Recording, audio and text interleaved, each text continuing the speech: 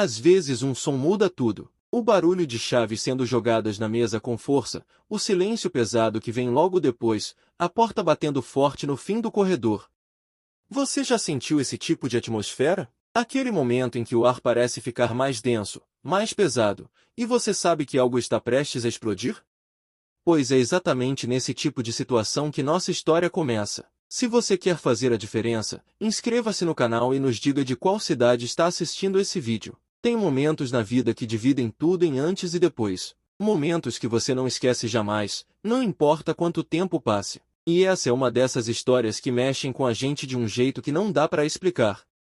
Você vai ver que às vezes a realidade supera qualquer ficção, e que a dor de certas revelações pode ser mais intensa do que qualquer coisa que a gente imagina. Mas antes de chegar lá, antes da bomba explodir, vamos voltar um pouco no tempo. Vamos entender como tudo começou, como uma vida aparentemente perfeita pode desmoronar em questão de segundos. 6 meses antes daquele dia fatídico, tudo parecia ir bem. Pelo menos era o que ele achava. Eles estavam juntos há 3 anos, casados há 2. Um relacionamento que começou com aquela intensidade que a gente vê nos filmes, sabe? Jantares românticos, viagens improvisadas, risadas que duravam a noite inteira. Ela era engraçada, inteligente, tinha aquele jeito de fazer qualquer momento parecer especial. Ele trabalhava duro, sempre pensando no futuro deles, nos planos que construíam juntos. Ela dizia que amava a dedicação dele, que admirava como ele se esforçava. E ele acreditava. Acreditava em cada palavra, em cada sorriso,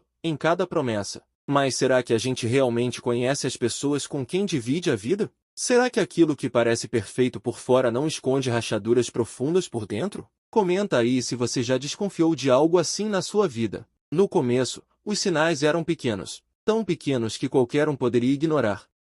Uma mensagem apagada aqui, um celular virado para baixo ali. Ela começou a sair mais com as amigas, o que era normal, claro. Todo mundo precisa de espaço, de tempo com os amigos. Mas algo naquelas saídas era diferente. Ela voltava tarde, às vezes muito tarde, e sempre com desculpas prontas. O trânsito estava horrível. A amiga estava passando por um momento difícil. O restaurante demorou demais. Desculpas que faziam sentido, mas que aos poucos começaram a se acumular, uma em cima da outra, formando uma pilha de dúvidas que ele tentava ignorar. Por que confiar é escolher acreditar, não é? É escolher não transformar cada detalhe em motivo de paranoia. Mas até onde vai a linha entre confiança e ingenuidade? Se essa história está te prendendo, deixa um like para apoiar o canal. Então começaram as mudanças no comportamento dela. Pequenas coisas que, sozinhas, não significariam nada, mas juntas formavam um padrão estranho. Ela passou a cuidar mais da aparência, o que também era normal. Quem não gosta de se arrumar, de se sentir bem consigo mesmo? Mas era diferente. Roupas novas apareciam no armário sem que ela comentasse. Perfumes que ele não reconhecia. Ela passava mais tempo no banheiro se arrumando antes de sair, e menos tempo conversando com ele quando estava em casa. As conversas, aliás, foram ficando cada vez mais superficiais. Como foi o trabalho? Tudo bem. E o seu? Também. O que vamos jantar? Tanto faz. Diálogos que poderiam vir de qualquer casal cansado, é verdade, mas havia algo a mais. Um distanciamento que ia além do cansaço. Um olhar que não se encontrava mais. Um toque que se tornava raro. Você ignoraria esses sinais ou começaria a investigar?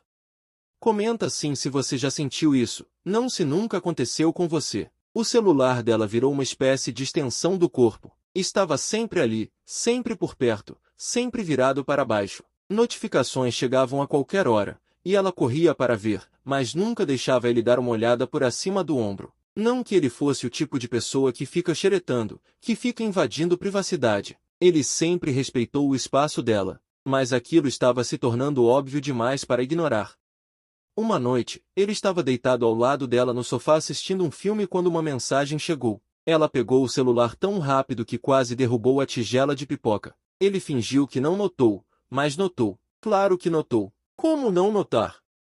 E aquilo ficou martelando na cabeça dele o resto da noite. Quem era? Por que tanta pressa? Por que tanto segredo? Será coincidência ou existe algo a mais? A confiança é como um copo de vidro. Uma vez rachado, mesmo que você colhe os pedaços, as marcas ficam para sempre. Então vieram os comentários de terceiros. Coisas sutis, mas que cortavam fundo. Um amigo em comum que disse ter visto ela em um restaurante que ela não mencionou. Uma vizinha que comentou de passagem que tinha visto o carro dela estacionado em um lugar estranho. Nada conclusivo, nada definitivo, mas o suficiente para fazer a dúvida crescer. Ele começou a prestar mais atenção, não de forma obsessiva, mas de uma maneira que qualquer pessoa naquela situação faria. E quanto mais ele prestava atenção, mais coisas estranhas apareciam. Ligações que ela atendia em outro cômodo. Risadas baixas que ele não conseguia entender. Mensagens que ela apagava rapidamente. Até onde vai a confiança quando tudo ao redor grita que algo está errado? Ele tentou conversar com ela algumas vezes. Tentou de verdade. Não de forma acusatória, não com raiva, mas com aquela vulnerabilidade de quem genuinamente quer entender o que está acontecendo. Uma noite, depois do jantar, ele juntou coragem e perguntou se estava tudo bem entre eles. Ela olhou para ele com aqueles olhos que ele conhecia tão bem e disse que sim, que estava tudo ótimo, que ele estava imaginando coisas, que talvez estivesse estressado demais com o trabalho, que precisasse descansar um pouco. E ele quase acreditou, quase. Porque existe uma diferença entre querer acreditar e realmente acreditar, não é mesmo? Existe uma diferença entre aceitar uma explicação porque ela é convincente e aceitar porque você está desesperado para que seja verdade. Quantas vezes a gente se engana só para não ter que enfrentar uma verdade dolorosa? As semanas foram passando e a distância entre eles só aumentava. Não era apenas física, embora eles já nem dormissem abraçados como antes. Era emocional. Era como se ela estivesse ali, mas ao mesmo tempo não estivesse. Como se a mente dela estivesse em outro lugar, com outra pessoa, vivendo outra vida. Ele acordava de madrugada e a via no celular, digitando mensagens com um sorriso no rosto que ele não via há meses quando olhava para ele. Quem arranca esse tipo de sorriso dela agora? Quem ocupa os pensamentos dela quando ela deveria estar presente ao lado dele? Se esse detalhe fez sentido para você, deixe um like. Então um dia ele descobriu uma pista mais concreta. Não porque estava procurando, mas porque às vezes a verdade encontra um jeito de aparecer por conta própria. Ele estava usando o notebook compartilhado deles, aquele que os dois usavam para pagar contas e ver séries. Ao abrir o navegador, viu que o histórico não tinha sido apagado. E lá estavam, pesquisas sobre restaurantes que ele nunca tinha ido com ela, hotéis, mensagens trocadas em redes sociais que ele não sabia que ela usava, nomes que ele não reconhecia, e um nome que ele reconhecia muito bem, o nome do ex dela. Aquele cara que ela jurava ter deixado no passado, que não significava mais nada, que era apenas uma lembrança distante de uma época que não importava mais. Será que o passado realmente fica no passado ou será que algumas pessoas carregam ele para sempre? O coração dele disparou. As mãos começaram a tremer. Ele fechou o notebook com força, como se fechar a tela pudesse apagar o que tinha acabado de ver. Mas não dá para desfazer o que você já sabe, não é? Uma vez que a informação entra na sua cabeça, ela fica ali, martelando, corroendo, tirando o seu sono e a sua paz. Ele passou o resto daquele dia em piloto automático, fingindo que estava tudo normal no trabalho, respondendo mensagens, participando de reuniões, mas com a cabeça completamente em outro lugar. Pensando no que aquilo significava, pensando no que ele deveria fazer. Confrontar?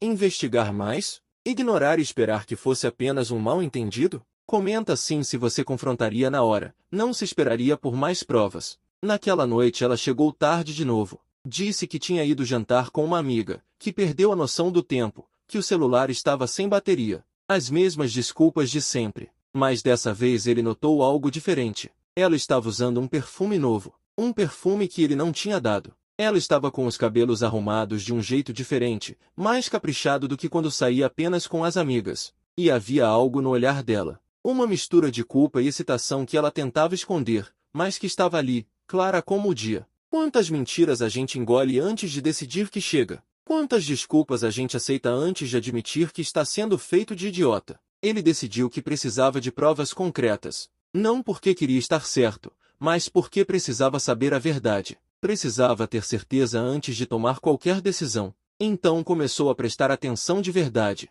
Anotou os horários que ela saía e voltava. Checou discretamente as redes sociais dela quando ela deixava o celular desbloqueado. E quanto mais ele procurava, mais encontrava. Fotos antigas com o ex que ela não tinha apagado. Comentários recentes trocados entre eles. Curtidas em horários estranhos da madrugada. Tudo pequeno, tudo sutil, mas tudo apontando para a mesma direção. Ela estava escondendo alguma coisa. Ela estava mentindo. E pior, ela estava fazendo isso há tempos, provavelmente desde que aqueles primeiros sinais estranhos começaram a aparecer. Um amigo dele, que sabia que as coisas não iam bem, sugeriu que ele contratasse alguém para seguir ela. Ele recusou, não porque achava que era errado, mas porque sabia que se chegasse a esse ponto, o relacionamento já estaria morto de qualquer jeito. Que diferença faz descobrir a traição através de fotos tiradas por um detetive ou através de uma confissão? O resultado é o mesmo. A dor é a mesma. A sensação de ter sido enganado, de ter desperdiçado tempo e amor com alguém que não merecia, é exatamente a mesma. Se essa história está te prendendo, apoie com um super thanks. Então chegou aquele fim de semana. O fim de semana que mudaria tudo. Ela disse que ia passar o sábado com a mãe dela, que a mãe não estava se sentindo bem e precisava de companhia. Ele disse que tudo bem, que podia ir junto se ela quisesse, mas ela recusou rápido demais. Disse que a mãe preferia apenas as duas, que ele não precisava se preocupar, que voltaria no final do dia. Ele concordou, mas dessa vez, ele decidiu checar. Ligou para a sogra, com a desculpa de perguntar como ela estava. A sogra atendeu surpresa e disse que estava ótima, que não sabia do que ele estava falando, que não tinha pedido para a filha ir vê-la. Foi nesse momento que o último fio de esperança se rompeu. Foi nesse momento que ele soube, sem sombra de dúvida, que estava sendo traído. O resto daquele sábado foi uma tortura silenciosa. Ele ficou em casa, sozinho, com a mente girando em círculos, imaginando onde ela estava, com quem estava, o que estava fazendo. Será que estava com o ex? Será que estavam rindo juntos, tocando um ao outro, fazendo planos? Será que ela sentia alguma culpa ou estava tão envolvida que nem ligava mais? A traição não dói apenas pela ação em si, mas por tudo que ela representa, pela quebra de confiança, pela humilhação, pela sensação de que você foi substituído, de que não foi suficiente, de que alguém lá fora conseguiu dar a ela algo que você não conseguiu. Você já se sentiu assim alguma vez? Ela voltou no início da noite, com aquele sorriso no rosto, aquela leveza de quem passou um dia agradável. Perguntou como tinha sido o dia dele, se ele tinha feito algo legal. Ele respondeu que não, que tinha ficado em casa descansando. Não mencionou a ligação para a sogra. Não mencionou que sabia que ela tinha mentido. Apenas observou. Observou como ela mentia com tanta facilidade, como as palavras saíam da boca dela sem nenhum tremor, sem nenhuma pausa. Como alguém se transforma assim? Como alguém que você amava, que você confiava, se torna uma estranha capaz de olhar nos seus olhos e mentir sem pestanejar. Passaram-se alguns dias depois daquele sábado da mentira. Dias pesados, tensos, cheios de não ditos. Ele decidiu que não confrontaria ainda. Não até ter certeza absoluta, não até saber exatamente com o que estava lidando. Porque acusar alguém de traição sem provas concretas pode destruir um relacionamento mesmo que a pessoa seja inocente. Mas ele sabia. No fundo, ele sabia que não era inocência. Era apenas uma questão de tempo até que a verdade viesse à tona completamente. E quando viesse, ele estaria preparado. Ou pelo menos era o que ele tentava se convencer. Naqueles dias, ele começou a prestar atenção em cada detalhe. A forma como ela desviava o olhar quando ele fazia perguntas simples. A pressa com que ela saía de casa pela manhã. O jeito como checava o celular obsessivamente, mesmo durante o jantar, mesmo quando estavam supostamente tendo um momento juntos. Era como assistir alguém que você ama se afastar aos poucos, e não poder fazer nada para impedir. Ou melhor, não saber se deveria fazer algo para impedir.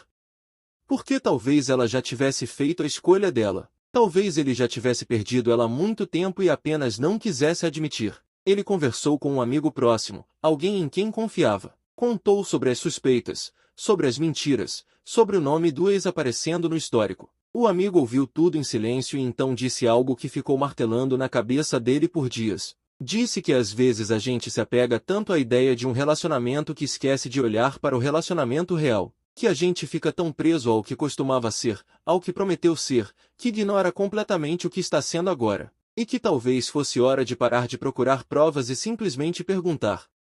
Perguntar de verdade, olhando nos olhos dela, e exigir a verdade. Mas será que ele estava pronto para ouvir essa verdade? Então chegou aquela quinta-feira. Ele nunca vai esquecer daquela quinta-feira. Ele saiu do trabalho mais cedo porque tinha cancelado uma reunião. Chegou em casa por volta das 5 da tarde, bem antes do horário habitual. A casa estava silenciosa. O carro dela estava na garagem, o que era estranho porque ela tinha dito que passaria o dia fora resolvendo coisas. Ele entrou devagar, meio sem entender o que estava acontecendo, e então ouviu a voz dela vinda do quarto. Ela estava ao telefone, e a conversa que ele ouviu mudou tudo. Ela estava rindo, aquele riso leve, íntimo, que ele não ouvia há meses. Ela estava falando baixo, mas não baixo o suficiente. Ela dizia que tinha sentido falta, que aquele fim de semana tinha sido incrível, que não via a hora de se encontrarem de novo, que precisava tomar cuidado para ele não desconfiar de mais nada. O sangue dele gelou,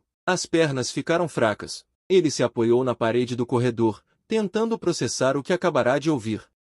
Não eram mais suposições, não era mais paranoia. Era real, era concreto, era a confirmação de tudo que ele vinha temendo há meses. Comenta aí se você já passou por algo assim. Ele não entrou no quarto, não confrontou na hora, apenas saiu de casa em silêncio, voltou para o carro e dirigiu sem rumo por horas. A mente dele era um turbilhão de emoções, raiva, tristeza, humilhação, decepção. Como ela pôde fazer isso? Como ela pôde olhar para ele todos os dias, dormir ao lado dele todas as noites, e ao mesmo tempo estar com outro? Como alguém consegue viver uma mentira tão grande sem se quebrar por dentro? Ou será que ela nem sentia culpa? Será que para ela era fácil assim, simplesmente dividir a vida em compartimentos separados, como se um não tivesse nada a ver com o outro? Quando ele finalmente voltou para casa, já era noite. Ela estava na sala, assistindo televisão, como se nada tivesse acontecido, como se aquela tarde não tivesse mudado tudo. Ela perguntou onde ele tinha estado,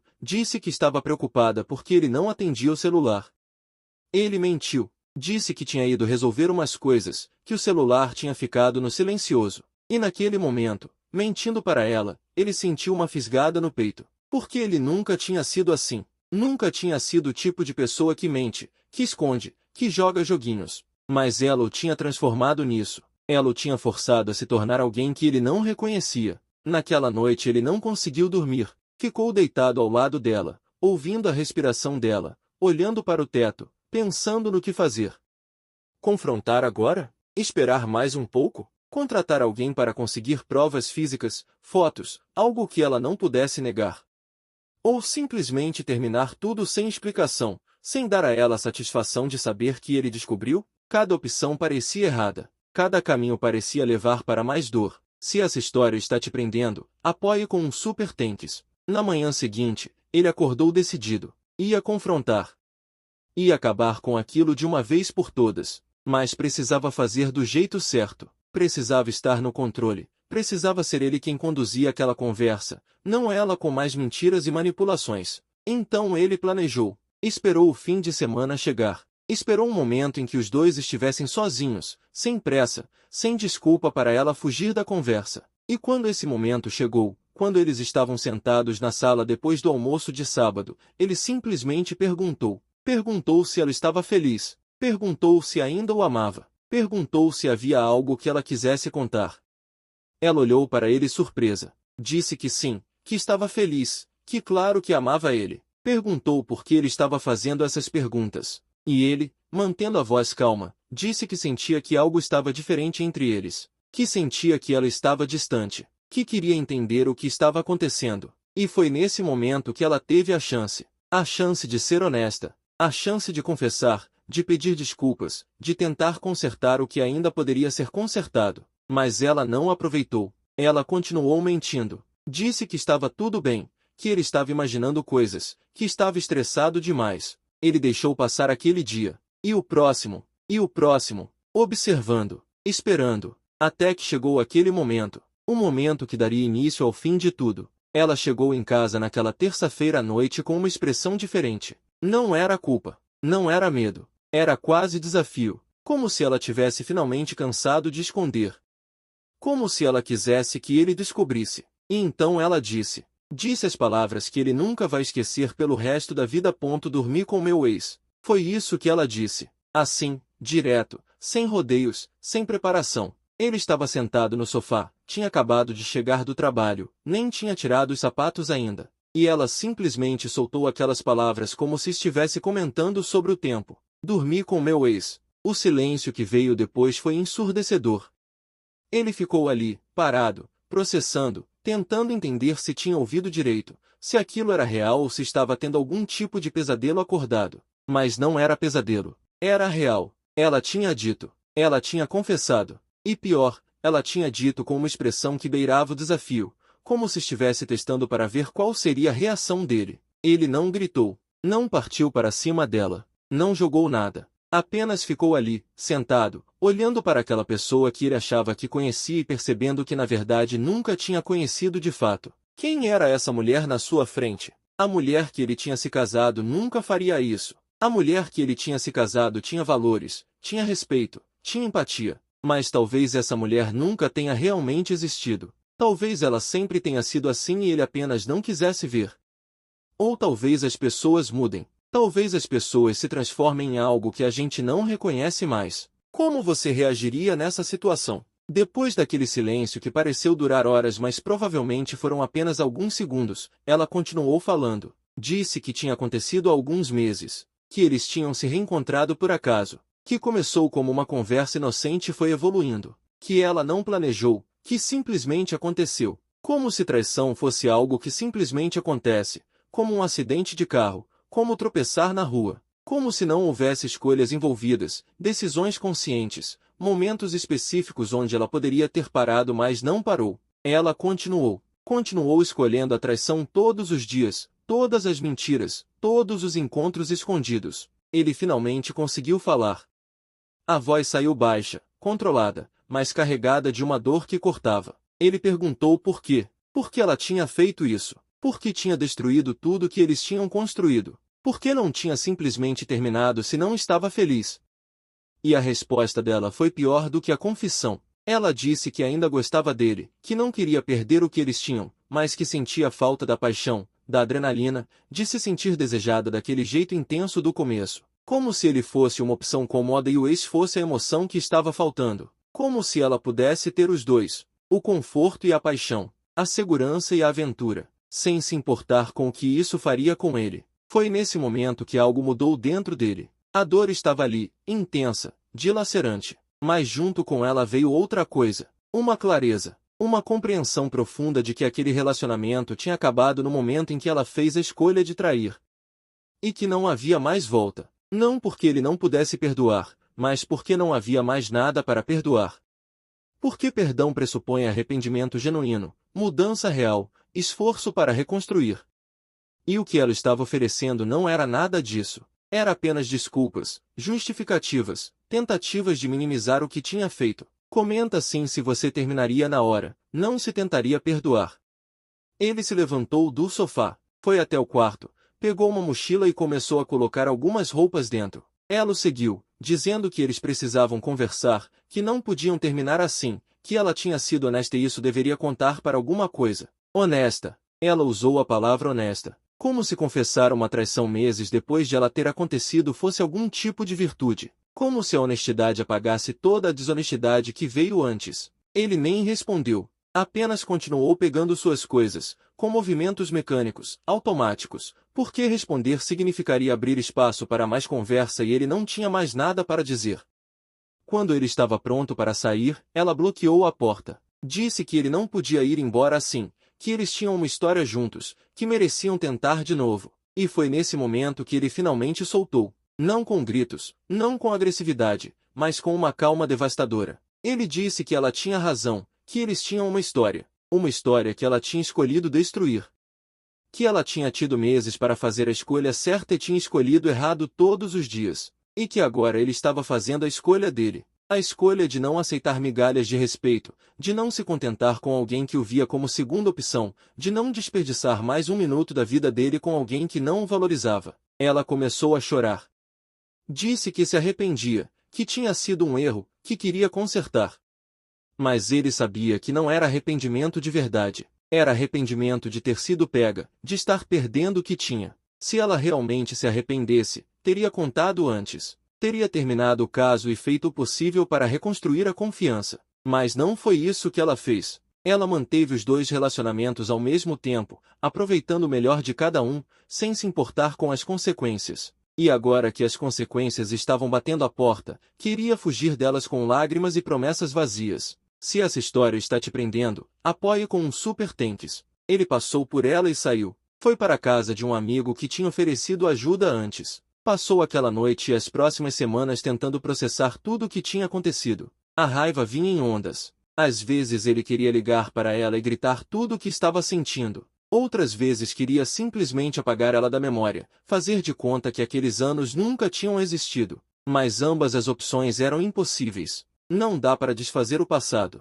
Não dá para apagar anos de convivência. O que dá para fazer é seguir em frente, carregar as cicatrizes, mas não deixar que elas definam quem você é. Algumas semanas depois, ela tentou entrar em contato várias vezes. Mensagens dizendo que sentia falta dele, que tinha terminado tudo com o ex, que queria uma chance de recomeçar. Ele não respondeu nenhuma. Até que um dia ela apareceu onde ele estava morando temporariamente. Bateu na porta, implorou para conversar. E ele abriu a porta, não porque quisesse ouvir, mas porque tinha algo que precisava dizer. Algo que tinha ficado preso na garganta desde aquele dia. E quando ele finalmente disse, as palavras saíram com uma firmeza que surpreendeu até ele mesmo. Perfeito. Só falta me devolver o carro que te dei. Ela ficou ali, boquiaberta, tentando processar o que tinha acabado de ouvir. Perfeito. Só falta me devolver o carro que te dei. As palavras ecoaram no silêncio daquele corredor.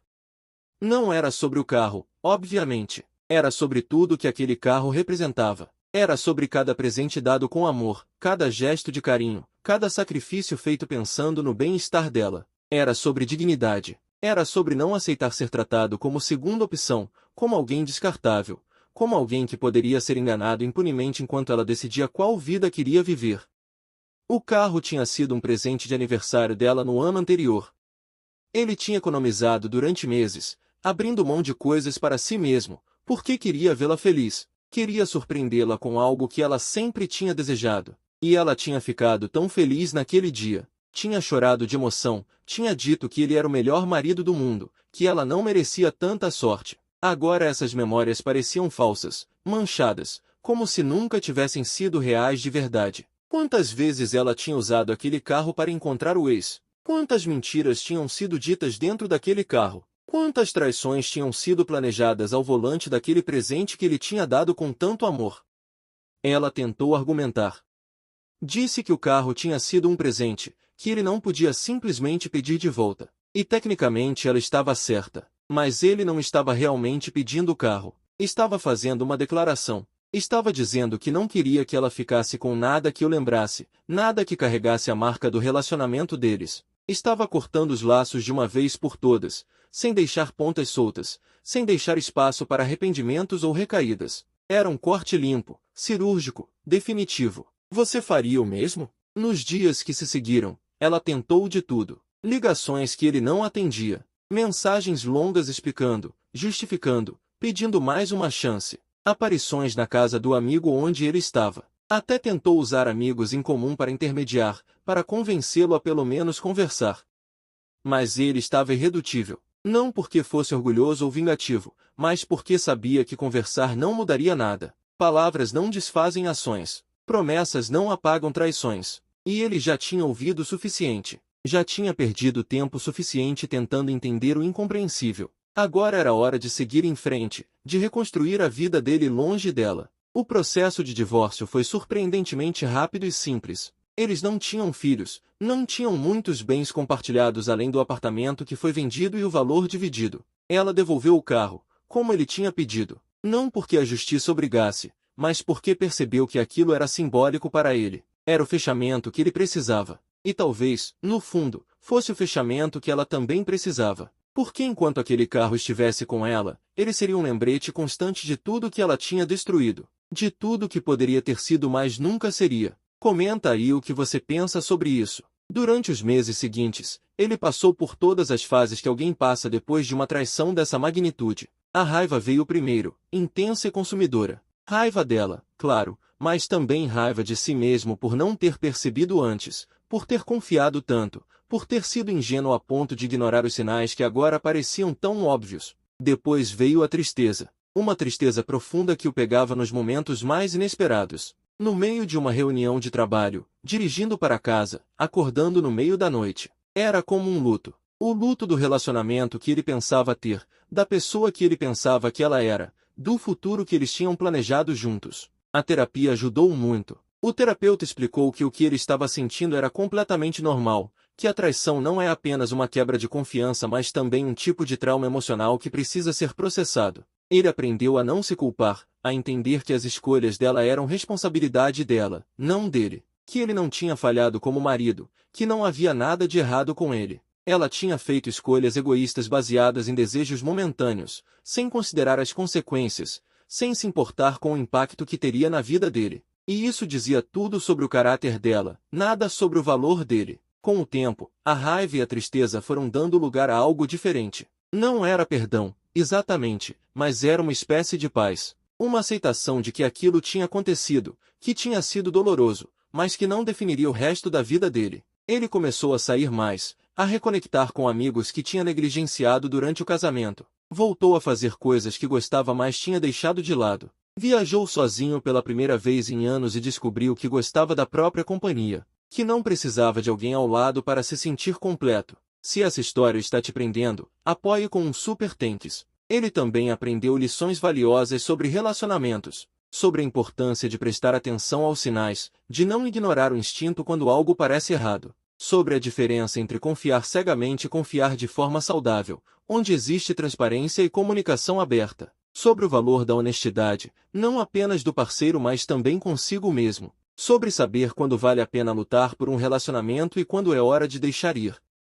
Nem todo relacionamento merece ser salvo, nem toda traição merece perdão, e está tudo bem em escolher a própria dignidade acima de tudo. Um ano depois daquele dia fatídico, ele estava em um lugar completamente diferente. Não apenas fisicamente, em um apartamento novo, em uma cidade nova, mas emocionalmente. As feridas tinham cicatrizado. As cicatrizes permaneciam, claro, mas não doíam mais. Ele tinha começado a sair com alguém novo, alguém que mostrava através de ações, não apenas palavras, que era confiável. Alguém que valorizava a transparência e comunicação. Alguém que entendia que confiança é algo que se constrói dia após dia, não algo que se assume automaticamente. E pela primeira vez em muito tempo, ele estava genuinamente feliz. Não aquela felicidade frágil que depende de outra pessoa, mas uma felicidade sólida que vem de dentro. Ele nunca mais falou com ela depois que o divórcio foi finalizado. Ouviu através de conhecidos em comum que ela tinha tentado reatar com o ex, mas que não tinha dado certo. Que ela estava sozinha agora, dizendo para quem quisesse ouvir que se arrependia de tudo, que tinha cometido o maior erro da vida dela. Ele não sentiu satisfação ao ouvir isso. Não sentiu pena. Não sentiu nada, na verdade, porque ela tinha se tornado irrelevante para a vida dele. Uma personagem de um capítulo que tinha terminado, nada mais. E ele estava bem com isso. Estava mais do que bem. Estava livre.